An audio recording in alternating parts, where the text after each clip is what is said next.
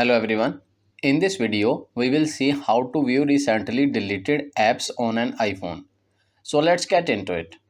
First of all, let's navigate to the App Store on your phone and tap on the icon to open it.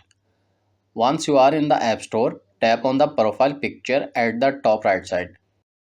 Here, you can see your App Store account and all the apps that you have installed on your iPhone.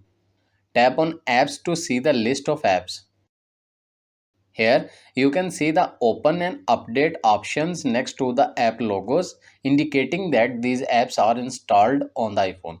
You will also see a download icon next to the app logos indicating that these apps are uninstalled. To sort out the deleted apps, tap on Not on this iPhone.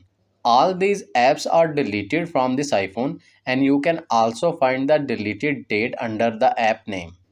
And that's it. This is how you can see the recently deleted app on iPhone. I hope this video is helpful for you. For more information, please subscribe our YouTube channel and thank you for watching.